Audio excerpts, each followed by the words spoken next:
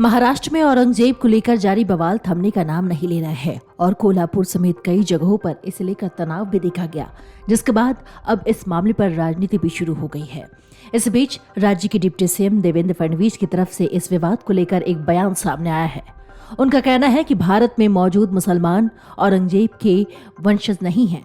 औरंगजेब और उसका वंश बाहर से आया था। फडणवीस ने कहा कि इस देश के मुसलमानों ने औरंगजेब को कभी स्वीकार नहीं किया है। औरंगजेब को लेकर शुरू हुए विवाद पर देवेंद्र फडणवीस का कहना था कि हमारे राजा केवल छत्रपति शिवाजी महाराज हैं और हमारे पास दूसरा राजा नहीं हो सकता। इस देश का मुसलमान जिसके पास राष्ट्रीय विचार है, उसने औरंगजेब को कभी स्वीकार नहीं किया है। वो केवल छत्रपति शिवाजी महाराज का सम्मान करते हैं। इस दौरान देवेंद्र फडणवीस ने औरंगाबाद जिले में औरंगजेब के मकबरे पर जाने के लिए वंचित बहुजन अघाड़ी यानी VBA के प्रमुख प्रकाश आंबेडकर पर भी निशाना साधा और UBT के शिवसेना अध्यक्ष उद्धव ठाकरे से सवाल किया कि क्या उन्हें उनका कदम मंजूर है। इस साल की शुरुआत में ठाकरे और आंबेडकर के दलों ने गठबंधन किया था। मोदी सरकार के 9 साल पूरे होने पर अकोला में जनसभा को संबोधित करते हुए फडणवीस ने कहा कि अकोला, संभाजीनगर और कोल्हापुर में जो हुआ वो संयोग नहीं बल्कि प्रयोग था। राज्य में औरंगजेब के इतने हमदर्द कैसे आ गए?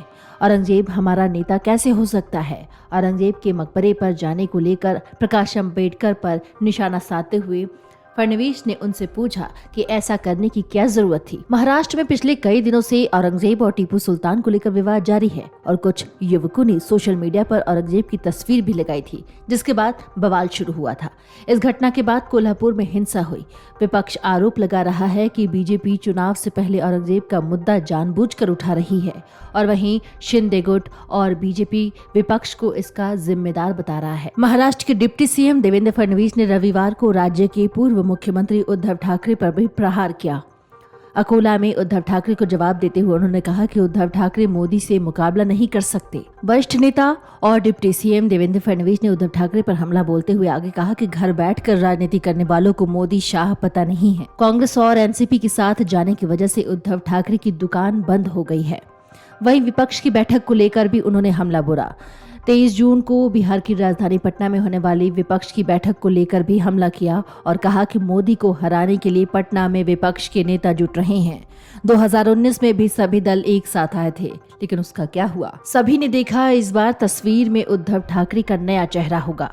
डिप्टी सीएम ने विपक्ष को लेकर कहा कि विपक्ष के नेता कितना भी एक साथ आ जाएं, वो एकत्रित होकर बरगद का पेड़ नहीं बना सकते। Video desk अमरउजाला.com। अमर उजाला अब आपके टीवी पर भी।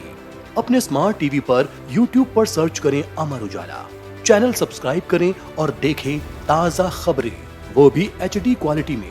और हाँ, बेल आइकन दबाना ना भूलें ताकि हर खबर हो आपके घर। अमर उजाला, निष्पक्ष, निर्भीक, निरंतर।